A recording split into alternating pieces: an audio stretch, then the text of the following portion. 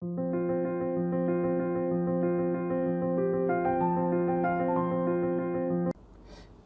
الله الرحمن الرحيم qodobka waxaynu imanaynaa routing information base wax loo yaqaano ama RIP ayaa la soo gaabiya.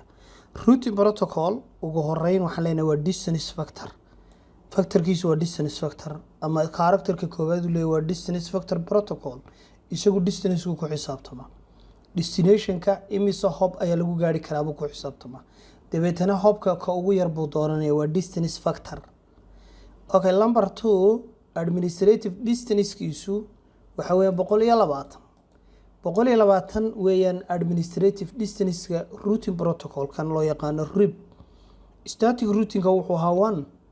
hadda markaan configure garayno waxaan arki doonaa static routing keenin 1 ahaan jiray halkii static routing ka RIP markaan configure garayno wuxuu noqon doonaa 120.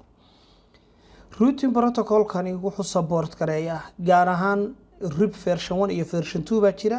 version 2 ga oo modern wuxuu adeeca ama uu ka shaqeeyaa support gareeyaa wax loo yaqaano variable length subnet mask ama VLSM in network-gaaga isagoo subnetyo kala duwan inuu qaado iyo subnetting kii subnetting lagu sameeyay laftiisa inuu qaado. Okay, routing protocol kani ama RIP loo yaqaan wuxuu isticmaalaa wax loo yaqaan split horizon and poisonous reference. isaga waxaan kaga hadli doonaa qodobka EIGRP gan kaga hadli doonaa diili haydhaado hadda kama wada gaadhno. Okay, mar labaad waxaan leenahay routing protocol kan loo yaqaan RIP send full update wuxuu diraa update kiisoo dhammaystiran every 30 second. 30 second marka la diro update ko dhan buu diraya wixii update maxaa soo kordhay wixii soo kordhay buu diraya. Okay, haddii tusaale ahaan link fail garoobo 180 second buu haynaya 180 second wixii ka dambeeya 180 second 60 u qaybi 3 minute ayuu haynaya 3 minute ka bacdi uu ka saaraya topology-giisa. dhammaan wuxuu hayaa routing protocol kaasi wuxuu solution timerkiisu waxa weeye wuxuu gebigiisaba soo banaanka soo dhigaya ama uu gebigiisaba ma aragtay soo dispose kareynaya every 240 second. marka macnaheedu waxa weeye 4 minute oo kasta dhamaantii wuxuu soo dhigayaa wuxuu hayo oo dhan wuxuu advertise kareynayaa routing table-kiisa oo dhan si ay devices kale u fahmi karaan.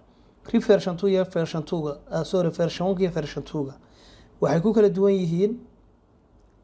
version 1 ku isagu inta badan 15 hobs buu qaadaa ama uu tiriyaa 15 hob wixii ka badan ma qaado laakiin version 2 ilaa 16 hob ayuu sameeynaya inta ka bacdi unreachable buu soo dhigaya deviceski oo aan la gaari karin. Okay, habkani RIP-kani wuxuu sidoo kale support gareeyaa wax loo yaqaan load balancing of same cost path. baasaska isku midka ah path 1 iyo path 2 hadday isku mid yihiin wuxuu kala dooranayaa let me see sawir halkan hoose aan ku arki doono tusaalaha sidan oo kale hobisku waa kuwa 1 2 3 ayuu ku gaaraya kana wuxuu ku gaarayaa tusaalahan 1 2 buu ku gaaraya kan wuxuu ku gaarayaa 1 2 3 4 buu ku gaaraya hobiska la tirinaya ka bacdi markaasi algorithm-ku isticmaalayo ku kala sameynayo ma aragtay same cost-ka kuwa ah wuxuu ku sameynaya wax loo yaqaan load balance uu qaybinaya. haddaba RIP-ku wuxuu isticmaalaa wax loo yaqaan matrix waxa weeye waa algorithm-ka uu ku dooranayo. algorithm-ka uu ku dooranayo waxaan leenahay each routing protocol has its own way calculation. routing protocol kasta inuu maqalo RIP ha noqdo EIGRP ha noqdo OSPF ha noqdo BGP ha noqdo wuxuu leeyahay calculation matrix. haddaba hop counting ayuu isticmaalaa routing protocol. that is why we have already said it is distance factor. waxaanu sababtan u nimid waxa weeye waa distance factor. hop kasta wuxuu leeyahay number routers occurring between source to destination. wuxuu tirinayaa router kasta waa hop kaasa noqonaya markaasi number ka noqonaya tusaale ahaan source ka destination ka u dhaxay la tirinayo. kani waa hop 1 hop 2 3 saas weey. kani waxa weeye waa 1 2 ayuu ku gaadhaya.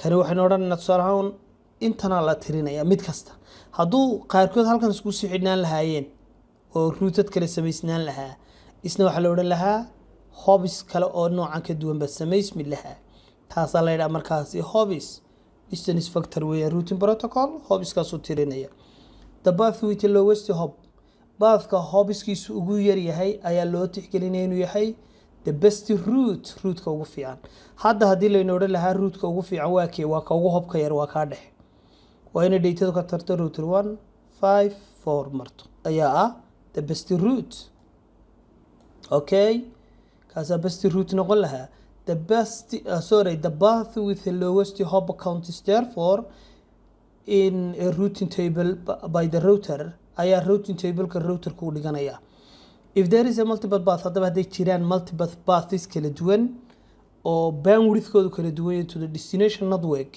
waa haddii ay jiraan pathas fara badan oo destination networkii isku xidhiidhinaya keebuu dooranaya macnaheedu waxa weeyaan qodobkaa horukani hoos tegayaa wuxuu dooranayaa the lowest path ayuu qaadanayaa the lowest path ama wuxuu qaadanayaa the lowest hop countka ayuu qaadanaya assuming ay same bandwidth yihiin ka ugu fiican buu qaadanaya hadduu kaasi yahay ka ugu dhow kaasuu qaadanaya tusaale ahaan haddii intaynu kan ku xidhno kanna lagu soo xidhi lahaa kan lagu xidhi lahaa kan lagu xidhi lahaa iyo ku kalena halka ka samaysmi lahaa ka hop countkiisu ugu yar yahay pathka ugu dhow ayuu dooran lahaa kaasaa la yidhaahdaa distance factor routing protocol ama RIP